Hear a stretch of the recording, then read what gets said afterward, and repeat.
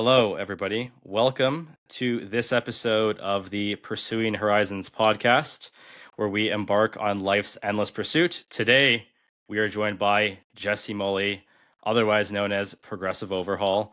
And we'll be talking about navigating negativity on social media, which I think is going to be really relatable for a lot of people. So, first of all, man, it's great to see you. Thanks for coming on today. Yeah. Yeah, good to see you, man.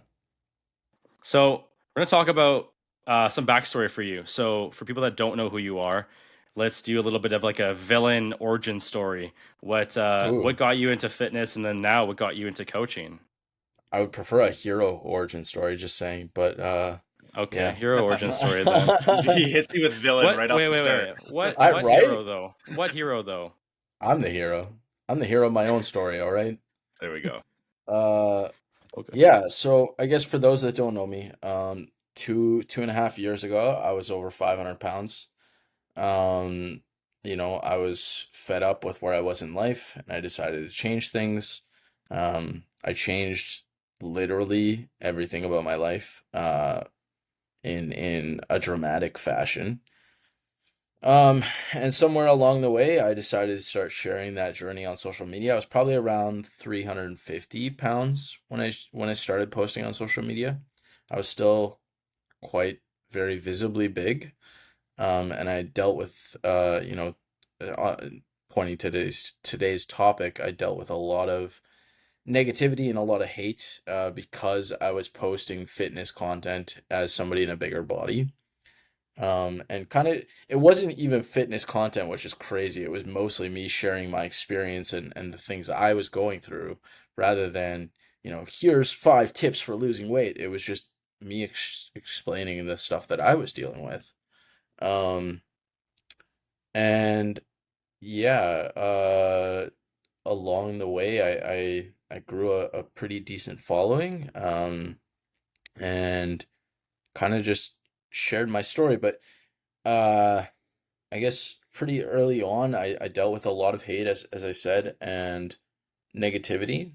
Um, the first post I had that went quote unquote viral had about 8 million views, and it was me in the grocery store standing in front of you know a a bunch of bags of chips, saying, um, I should remember this, saying, Wasn't if you it? don't, something along the lines of, if you don't buy it, you can't eat it. Like, if you don't, if you saying no once in the grocery store is infinitely easier than saying no every day at home. That's what it was.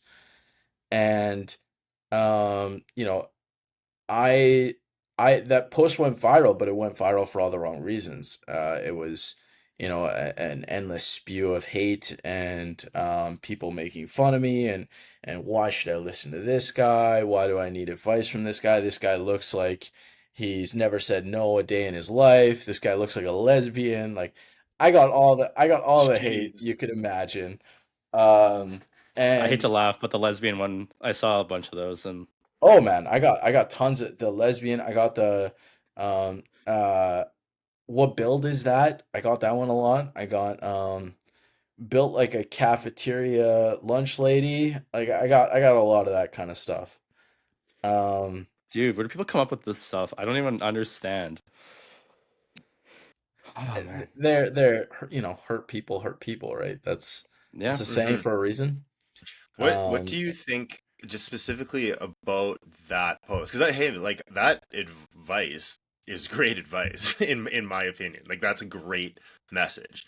So something hit a nerve there, and people can hide behind social media, and that's when all the fake tough guys come out and put it on there. But there was something that really must have that maybe it's the classic crab in the bucket where someone's trying to improve their life and it basically holds up a mirror to everybody else in their life. But that is quite phenomenal that they got that much for such a positive thing.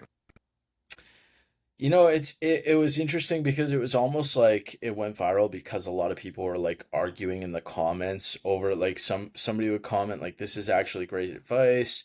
Somebody else would comment like, oh, this guy's lost a bunch of weight. He knows what he's talking about. And then other people would comment back to that arguing, being like, yeah, but he's fat, why would I listen to him? Like things like that, right? So Oh there was a lot of gosh. like back and forth arguing that, at the time comments mattered a lot in the algorithm. So the more comments I got and the more engagement grew, the more the posts grew. And also I think it helps the virality that in that video. I certainly um was very easy to make fun of just because the way that my appearance was in that video, I'll say.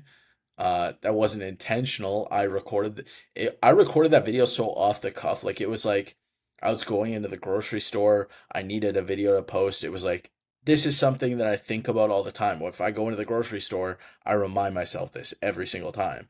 So I was like, well, I'll record a quick video. I'll say that quote and that's it. Post done for the day because at the time I was, I have to make sure I'm posting once a day every single day.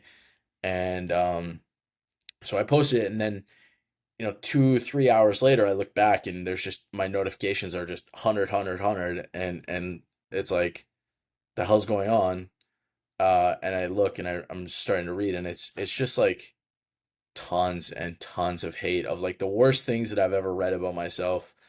um and you know it didn't really bother me, more so the fact that like people that I care about and that are in my life that follow me, that they would see that. That's really what bothered me more so than people actually saying those things. Like my mom called me like sad, Hmm. like try like like literally almost crying. Um and I had to be like, "Mom, I promise it really doesn't get to me." Like I've been fat most of my life, right? And I grew up in the 90s where if you didn't have a thick skin on the playground, man, you're as a fat kid, you're just not going to survive, right? So I had pretty thick skin and it didn't really get to me other than the stuff that I dealt with imposter syndrome on. Hmm. So when people make comments like, why would I take health advice from this guy? That stuff bothered me because obviously I went on to become a health coach myself. And I dealt with pretty severe imposter syndrome about it. So things like people saying things like that bothered me, but like you know, this guy's built like a lunch lady, stuff like that, I just laughed. And eventually I actually made a pretty successful series out of it called Curls and Criticism, which is Bryce actually helped me film. And It's one of my best performing series where I just take some of my funnier hate comments and I talk about them or I make fun Yeah. of them. Dude, And the origin story of Curls and Criticism is so funny. Where like he came to the vault one day and I was training him and he's like, I have this idea. He's like, I want to read these hate comments and also do bicep curls. He's like, I just need a name. And then we're Yeah. like going back and forth, and I was like, what about curls and criticism? And he's like, all right, let's fire it off. And then like it just took off, man. It took off. yeah, That's yeah, exactly how you deal with it in therapy too. Like that's like that is a perfect way of like I'm not running from these. I'm using these as motivation to further myself. Like that's perfect. I watched Jimmy Fallon the night before and I watched the celebrity mean tweets and that's Yeah. why I was like that's a pretty funny idea. So I was like, how can Yeah. I do that in a way that's a little bit more engaging? So I'm like, if I did it in the gym in some way, that makes it a little bit funnier, I feel. Dude, Oh So yeah. and what better way to call out people that are giving you hate in a really light-hearted sense as well at the same time. Like, and then also it makes the hate that you're receiving seem less serious because you're mhm. literally making content out of it and they're continuing to give you even more content too. So it's like, man, it works out so well. Yeah. Like I'm listening to this story like I'm listening to it on a podcast, which is funny because that's what we're doing here. I'm so curious to what happened next. Like, so Uh, all these comments come in, holy shit, like here we go. What happened next? so I was at probably, 2 to 3 thousand followers at the time. And it got me to maybe around, I want to say around 6 or 7 thousand, which was at the time like incredible. Like I couldn't believe the amount of growth I'd gotten. It was as far as social media goes, it was a massive boost for me. And on top of that, I made a lot of great connections from that post. People like Bryce or people like Eden, who are now great friends of mine that I met because they saw that post and they reached out, or I reached out to them, or whatever else. Um, and so yeah, in a lot of ways, that post really helped me grow, and I'm very appreciative of those trolls for doing I, that, I because I actually forgot that that's how we started talking. yeah, yeah, you had saw that post and started following me, and I made early on in social media, I made a very conscious effort that if I noticed somebody follow me that also either made fitness content or was in the fitness world, that I followed them back. So that was always like important to me, because it was like, well, these are connections I could be making. Yeah. Um, and No, yeah, because I met I followed you way back. I followed you when you were still doing your water challenge. right. Okay, yeah, but we hadn't talked until No, after that no, video. yeah, And I think maybe you reached out because of that video then. That might have been what happened. I don't recall, honestly. Um, yeah. but yeah, it was as much as the hate is maybe hard at times, putting it in a positive light, it's like those hate comments help your content perform better, and Mm-hmm. your content performing better means that it's going to more people that actually are getting value from it, or that are actually appreciating your content. And there's ways to almost use people like that to your advantage. Like, if I feel like I need a post to do really well, I just post something generic about diet soda, because I swear to God, people are more opinionated about diet soda than they are religion or the government. I swear to God, it is wild. Every That time I is post about that's diet such a soda, quote, man.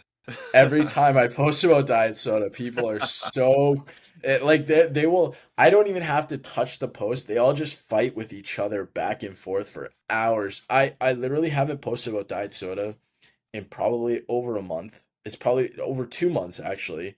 And I still get notifications on one that's like 6 months old. I get one that's on 2 months old. I get literally every day, I get probably 20 notifications on that post.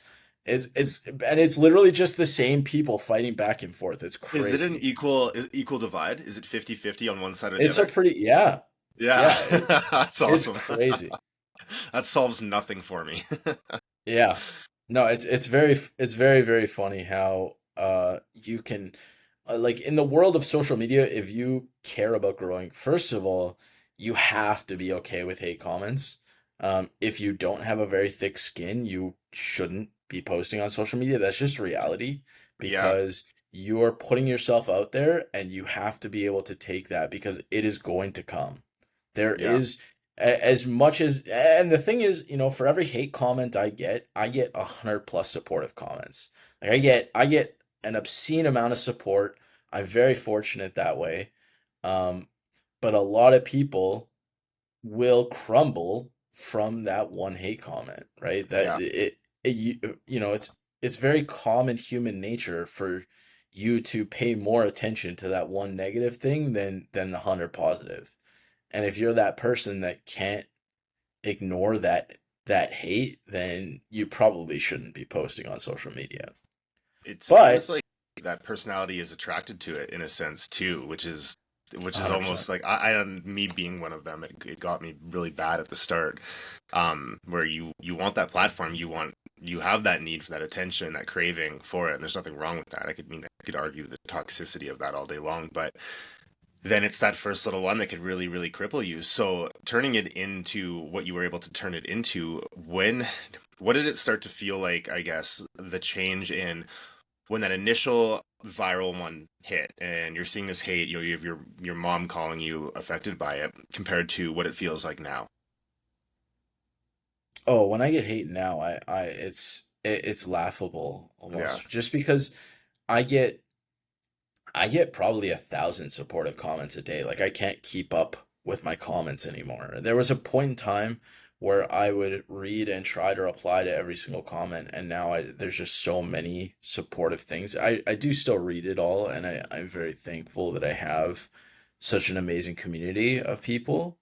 Um, but it like the hate comments, it gets to a point where it's like, why would I listen to that one person that's saying something like that when there's 100 people saying the opposite? Like, and it goes back to, early on, it was more that one person would have been more effective, would have gotten to my mentality a little bit more. But nowadays, it's especially because my own self-worth and my own self-confidence is so much higher than it was when I first started on social media. Like when I Hmm. started on social media, I would say that my confidence was rocky to say the least. And now, once a week I'm dancing in my underwear on the internet. Like I have quite high level of confidence in myself, and um that also means that hate just kind of it bounces off that much harder. Like I don't care. Yeah, man. Yeah, that's good. That's excellent. I think I'm still recovering from the first hate I got. I honestly can admit I don't, and I bet I can speak for you two as well. I'm assuming I'm a little bit older than both you guys, but I know as the kids that were a little bit younger than me, they got a little bit gnarlier in some of the chat things. But I've never written a hate comment on anyone's thing or ever felt inclined to. Sure, like we see those little judgmental like stories in our head, and you'll say something stupid, but like I still get quite baffled, and I think there's a naive piece of me that believes that it's a lot of like bots and shit that are doing some of those comments. Because I'll go and I'll click it, and there's like 2 followers, and the picture's 3 different people. But it's always kind of it. Sorry, I'm kind of segueing here into what I want to say, and that's the difference I see now is it seems to be a lot less cool to be an internet troll. Where there seemed to be a little bit in maybe around like 2010, 2012, when it was, I think the Gram came out in 2010 or 2011, and it was almost like, oh, look at this guy, he just lights up all these people on there, and it was kind of like a funny thing for a bit, but it seems like we've all realized, no, that's just being a bully and you're an idiot. And nobody there, like I've never met anyone in my travels in this world that'd be like, this guy flamed this guy up. Oh, what a beauty. Let's follow him. Like, I just can't imagine that. And it's nice to see that we've stepped into a good journey. Like, I think there's a lot of wonderful things about the world now compared to, like you said, we're always focusing on that one negative thing. Hmm. But it's nice to see that it's cool to not be an internet troll now. Like, that was a nice change for everybody. Yes, but there are accounts like I can't remember the exact name, and it's probably for a good thing because I don't want to direct people to it. But there's accounts like brutal hate comments or whatever that'll have 100 plus thousand followers, Yeah. and it's literally just showing like a comment that's like what they consider to be really funny, that's actually just incredibly, incredibly mean. And people Yeah. people out there do find that stuff funny and support it as ridiculous as that is. Um, so I mean, there are people that do that, but much like I said earlier on, it's the concept of hurt people, right? Like Yeah. when you're someone who's dealing with your own stuff, when you have your own insecurities, your own issues, it's so much easier to just project that onto other people than it is to deal with it. And I know because I lived that way for a long time in my Yeah. own denial, in my own depression, where I was that I don't want to say hateful because I was never quite like I wouldn't do half the things these people do, but I was certainly the type of person where I felt so horrible about myself that I projected that onto others. Um and that's a very real thing, and that's one of the things that never really, or I guess helped me to not allow these things to bother me as much, because I recognize that it's not about me. Like when somebody's leaving a hate comment, it has nothing to do with me. Something that I said triggered them in some way, or something that I did made them, reminded them of something that they felt or something that they're going through, and they felt the need to either lash out, or they're just so frustrated with who they are as a person that they want to take everybody down to the level that they're at. Like it's Yeah. it's not about you, it's about them. Yeah. Um, what do you think about? I just really love the way you speak to all this. And as I'm going to be 40 soon here, and as I'm starting to, I'm still involved in social media in a lot of ways, but my big young need for it that I had a bad relationship with is starting to pass now. But do you think there's any validity to the statement, or me thinking that when that hate starts to show up, you're probably doing something right? Oh, that's 100% true. Yeah. Yeah. Because the reality is, if you're getting the hate, it's because your content is getting in front of people, right? So ultimately, like I said, hate people, like people hating on your content is a good thing. If you're a content creator that has thick skin, getting those hate comments is a good thing because that means that your content is getting seen by more people. Like if your goal on social media is to grow your content, every single comment is a good comment. It doesn't matter what those people are actually typing. A comment is a comment, and that comment is getting your content to be seen by more people, which then those people may comment, which then those people may comment, right? Like it goes in a chain, and without those people writing that hate comment, maybe that content doesn't take off at all.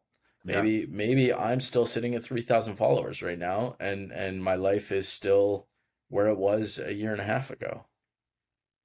How do we get that positivity, man? Oh, that positivity comes from self-reflection and being, like I said earlier, taking that time to recognize that it's not about you, taking that time to really understand that um I sometimes have to remind myself to believe in that 100. I talked about that, one hate comment to 100 positive. It's like, why would I ever take the opinion of some random troll on the internet versus my mom or my sister or my Yeah. best friend, right? Like my best friend tells me, how great I'm doing or how I'm doing this well or how good I look or whatever else. Why would I listen to some random internet troll over that person? Like that, like the human brain wants to, because we just tend to listen to those dark thoughts a little bit louder than the good ones. Um, but you if it's kind of like, when I'm talking to people about weight loss, I like to remind them that you almost have to have like a conscious conversation with yourself where your rational brain and the logical side of your brain has to have a conversation with the emotional side, because the emotional side likes to go, okay, well, I just want to be eating food right now. Or let's use the example of the scale went up, so the scale goes up. The emotional side of your brain goes, holy shit, I screwed up. This is the worst thing. Why am I even bothering? I'm wasting my time. But the logical side of your brain can go, oh, well, I didn't overeat. I maybe had some more carbs. I had some more sodium. The scale went up. That's normal. It's supposed to happen. And you have to allow that conversation to happen. You have to have that internal conversation, and not just for it to happen, but you have to make sure that the logical side of your brain is winning that conversation, that argument. And the same can be said for hate comments, right? Like you have to have that internal conversation where internally you're recognizing, okay, well, I've heard 100 people tell me I look great, and one person tells me I look fat. Why would I listen to that one person? Hmm. Hmm. Yeah, absolutely.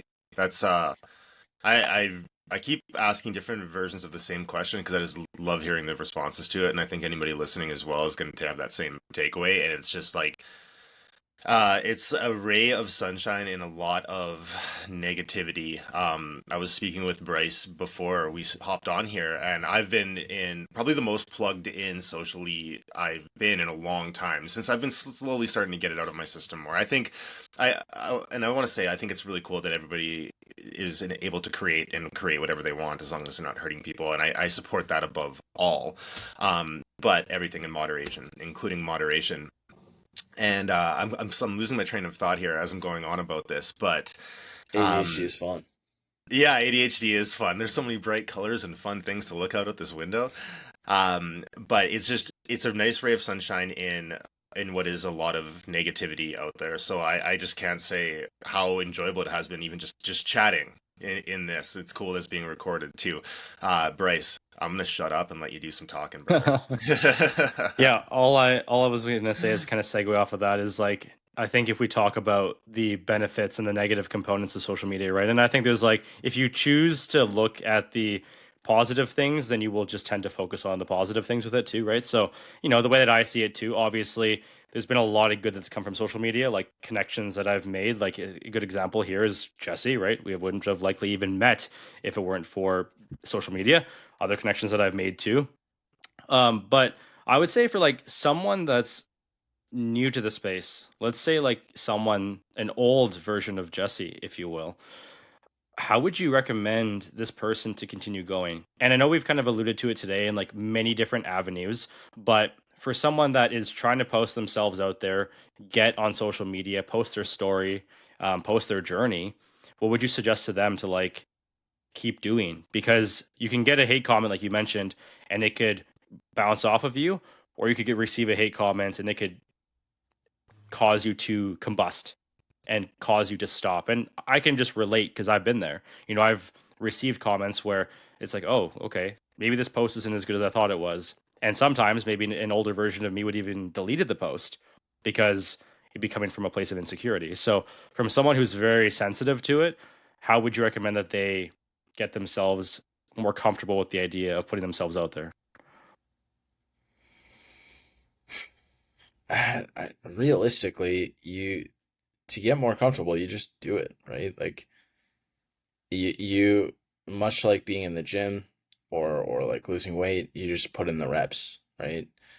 You keep pushing yourself, you keep showing up, you keep doing it.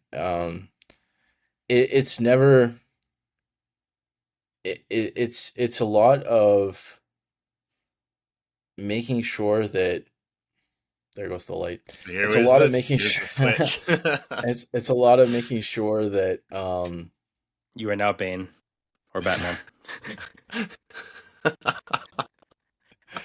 uh Inside joke for only us boys. So darkness is your ally. I was born of this. Molded by it. Okay. Anyways, yeah. continue, please. Yeah, so yeah, I'm like I so was saying, sorry. I'm you so just sorry. you just got to Continue. put in the repetitions and you'll get more comfortable with it over time. When I started on social media, it was terrifying for me. Even the concept of getting in front of a camera, as a dude at 300 plus pounds, your entire life is spent avoiding cameras. You're terrified of a camera going anywhere near you. So getting in front of a camera, recording myself and then posting it to the internet was one of the hardest things I ever did. Um, but if that's something that you want out of life and you recognize that um that you have the personality for it, because if I'm being honest, to succeed on social media, you have to be a certain type of person. Um, but then past that, the most important things are A, putting in the reps, and then B, just being as authentic and real as possible. Because when it comes to social media, so many people, and I was guilty of this quite early on too, so many people like to, show the fake version. People like to show the best version of themselves, or they like to, hide details, or, way over edit or whatever else, right? And at the core of social media, uh, it's about connection. It's about sharing your experience. It's um, about people connecting with you, and people can't connect with you if you're not sharing who you authentically are. Mhm. Yeah. Yeah. I really that really resonates. And this thought came to my head where the one thing I used to really feel, and I want to speak to the authenticity of showing who you are, is I really thought my Instagram was exactly me. I was like, okay, well, I'm the same person every day. I like these. I mean, I've liked skateboarding, punk rock music, and working out, and nothing ever really changed over 40 years, you know. And I liked to have that on my gram, and my I guess wife to be my partner, she said, Rob, what I had you on Instagram for so long, and I thought I knew who you were, but the real you came out in when she met me in person, obviously. And I was kind of taken away by that. And I was like, what? I thought I was exactly like that. But it shows you that like there is always going to be that layer that doesn't come across there. Um, but in the content that I take in now or in listening to your story, it's that authenticity that seems to be the one that gets through the most. And I guess the question I would have out of that is along the journey that you've had in the social media, the building of it and the success with it, one, were there any points that it didn't feel like continuing on was an option or it was the most difficult? Follow up to that, what got you out of it? And maybe another follow up to that, have you felt genuinely authentic all the way through? Because to me, it's oozing through even the screen I'm seeing you on here. Um, early on there was definitely points in time where I debated just stopping. Social media for me out of the gate was extremely, extremely difficult for what I said earlier, right? I was just very uncomfortable in front of a camera. I had points and times where I would like script videos, which I trashed pretty quickly because I recognized that, that's not authentic. You cannot script something and be authentic. In fact, I haven't scripted a single thing that I did. I barely even have ideas. Half the time, I take a camera, I press record, and I start talking. And it's literally like this conversation for me. I don't have the way I'm authentic on social media is by doing things as off the cuff as possible. And like, sure, I'll record something and deliver a certain line 3 times, or, with my weekly weigh-ins, like I have like a quote unquote formula that I follow now because they're so like dialed in at this point. But for the most part, my content to me for making, as far as like making it authentic, it's just about, it's about not being afraid to tell it like it is, or like being real. Like a lot of people, like for example, weight loss or trainers or whatever will, edit their content, or they'll like guys like Goob will you know point out people editing their pictures, or um people will do weigh-ins, and then they'll not do a weigh-in for 3 weeks because they know the number's higher, and, and then suddenly they come back when it's back, things like that. Um and then as far as how did I push past wanting to quit, um when I wanted to quit, it was because I was uncomfortable. And I recognized that the only way that I would ever get comfortable with it would be to keep doing it. Um, and I didn't really get comfortable with it or like become authentic in my content until probably 6 months into posting every single day. Like I posted every single day. There was videos I did that did decently well. Obviously the grocery store one, I had one that was like, um, talking about like, it was something like, uh, at 500 pounds, I told myself when I get to 400, I'll be happy. I got to 400, I wasn't happy. Then I told myself, well, when I get into 300s, I'll definitely be happy. Got to 300, wasn't happy. And now I'm getting close to 200s, and I already know that I'm not going to be happy because the number on the scale isn't what dictates your happiness along this journey. It's about enjoying the actual journey. And that video did very well.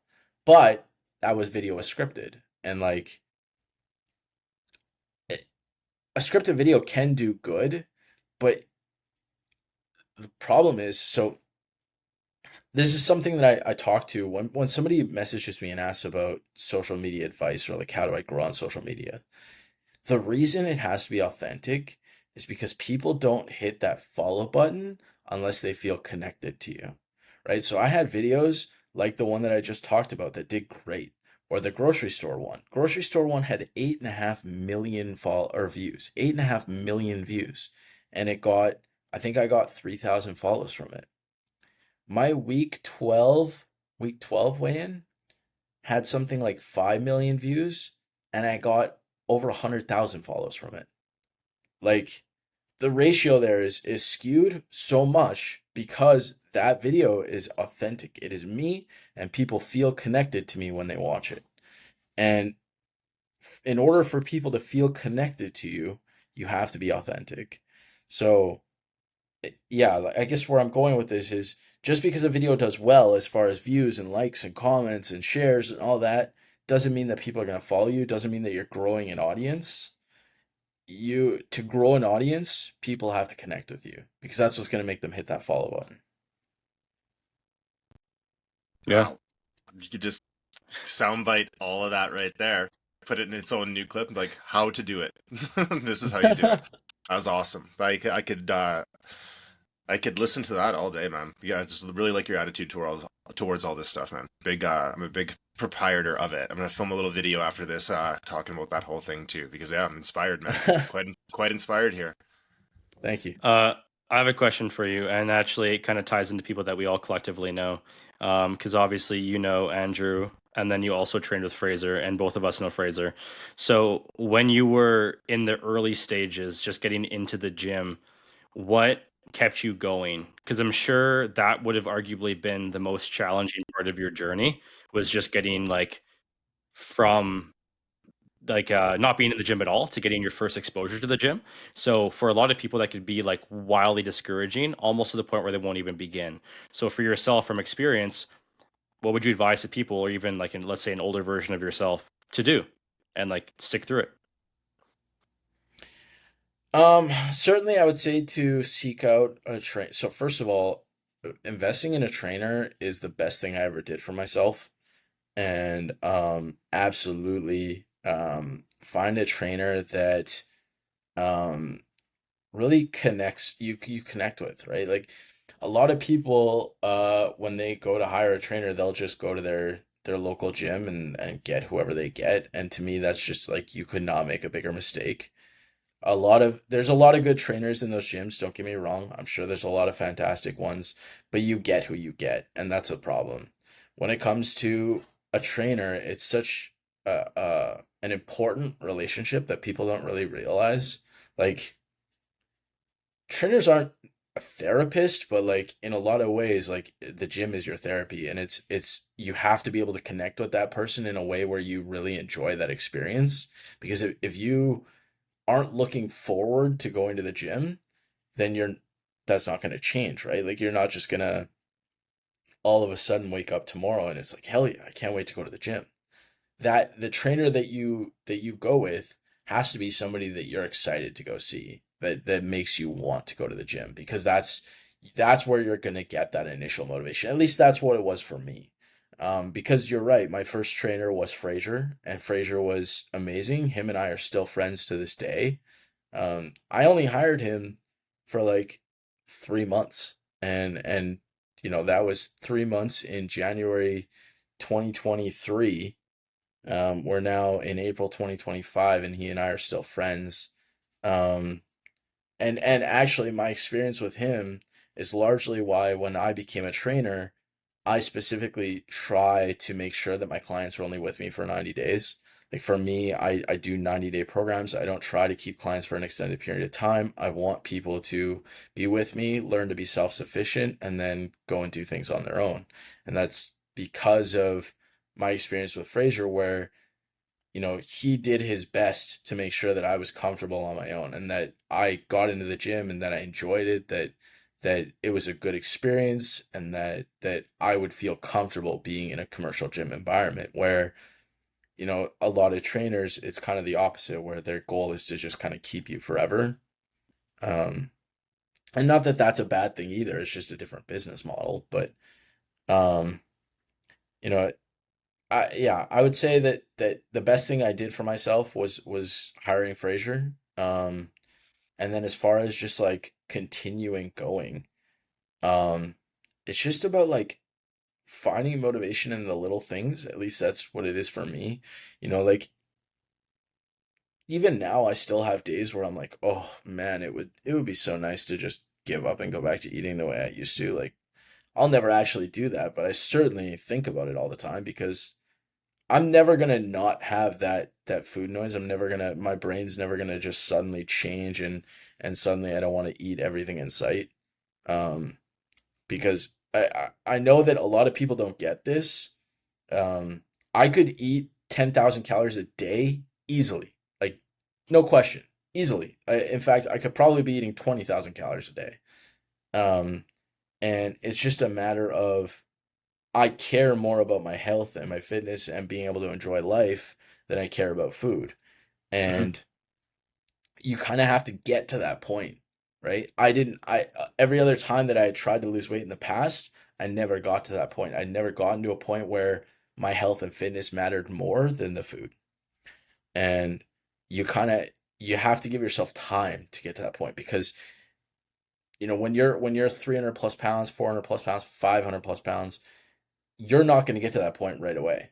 That's something that takes months and months and months of hard work, of discipline, and you have to get to that point. But once you do, you'll never go back because it's as much as I want to eat all those things, uh, it's not even comparable to being able to live life. Like it's night and day, right? Mm. So just finding motivation in your own success, I would say. Yeah. Yeah, I agree. I agree with it all. Um, Jesse, you were at Evolve with Fraser, hey? Yes. Yeah. Yeah, I didn't at first, but I remember I was a trainer there at that time too. I Okay. was a different kind of dude back then. I had this like long blonde hair. I was in a boy band for a big part Okay. of my life. But Fraser's someone I highly respect. But I remember you from there, and I was working with a client who actually is a client of Fraser's as far as I know now too. That I know you very much inspired them, and I connected the dots as you were last talking there, and I'm like, oh yeah, I remember all of this. This is very synchronistic and awesome. Oh, that's cool. Yeah. Heck yeah, Fraser's a beauty. I'm so glad. I actually used to manage the guy at Anytime Fitness, which is hilarious that I was ever qualified to manage anybody, let alone a guy like Fraser. So if anything, we just kind of hung out. But a total beauty. Fraser is definitely one of the best people I've ever known. He's I he's a really good completely guy. agree. I Yeah. completely agree. I've known him in so many different phases of my life but at the same time, Fraser's just been steady through it, even when he was a bouncer on White Ave. It's hilarious content. I'd be like, oh, I know this giant dude that will let me into my favorite bar, and I always looked so cool going in. Shout out Fraser. Yeah. Yeah, no, I love what you said there too, just about like the hiring a trainer, like somebody that you trust and somebody that can support you, because I think that's pinnacle for somebody starting out, just because you're in a place where you haven't really established the discipline, the work ethic yet, and the motivation could be very teetering. So I think it's like it's pinnacle to have somebody that's in your corner that you trust that can support you in those times where you're going to have maybe a day where you feel like trash, or you feel like you have a day where your motivation tanks, and someone could be like, "Hey, man, you told me you would do this. Show up." Right. I think sometimes that's important. And that's like that approach sometimes is necessary to be sustaining this longer term. And then I also like what you said there about like you're celebrating like the little wins. And I think that Mhm. really ties into like we've discussed it a lot. Like I know I talked about it a lot with you, but also with Rob about like knowing your why.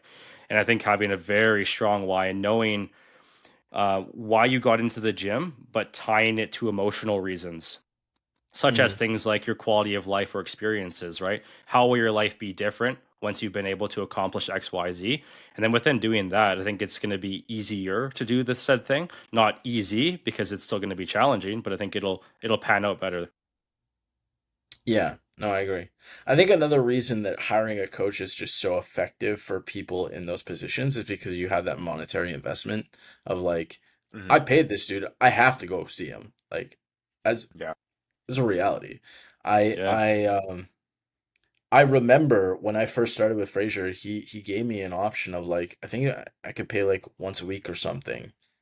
And I'm like, no, I'm gonna pay you for the first month, and then that way I have to be here. I have to show up, and it worked. And it was yeah, like I said earlier, one of the best things I've ever done for myself. I went into debt to pay Fraser, because I knew that I needed it that badly, and again. best decision I ever made. Um, and putting in the time to find the right trainer was extremely important. Because you know, if I'd gone to a Good Life or in any time and I had kind of just gotten whoever I gotten, who knows if I would have fallen in love with fitness the way I did, right? Like that's why it's so important to find a trainer that you connect with and that you enjoy being around. Because like I said, they may not be a therapist. There, maybe you're not even talking about emotional stuff, but you have to really enjoy being around that person because that's what makes going to the gym enjoyable. Totally. Totally. Um, on the social media sides of things, just coming back to that for a second, what does a day in the life look like now when it comes to how much have pre-scheduled? Like, I know you're not being into scripting anymore, but like how much of like pre-planning of like the week of social media posting, how much None. organization? Yeah, is it all just like daily, let's just None. see what happens? I posted a video right before, literally before we got on this call. I posted a video that I had no intention of making, that I had no idea what was going to be filmed. Something came to my mind. I'm like, let's film it. I filmed it. It took me 3 minutes to film. I posted it. Awesome. I make sure that I post every day, or at least I try to. I don't post every day anymore. I'm sorry, everyone. I love you all. I do my best. I I post as frequently as I can, but everything I post is off the cuff. I never pre-plan things. I never script anything because if I do, it's not authentic. And that's I've realized what I need to be doing as far as social media is. I Everything that I do has to be authentic. The video that I made yesterday, I guess in a way was pre-planned in the sense that I'm like, okay, well, I want to go and review this protein bar, so I had to go and drive and get it. But other than the concept of knowing that I'm reviewing a protein bar today, there was no planning there. And even then, I came up with that plan in the morning. I'm like, you Yeah. know what? I saw this protein bar. I want to try it. And then I'm like, I can make a video about that. And that was it. Like Yeah. I don't plan anything. My day to day is just dealing with like I have coaching clients throughout the day, and then I have the occasional discovery calls and all that stuff, and then I spend my time doing everything I can on my own fitness journey. Like I still have a ways to go. I have my skin surgery in 2 weeks, which Awesome. is kind of terrifying. That's coming Um, quick. yeah. And yeah, you know, my day to day life is so vastly different than it was just 6 months ago.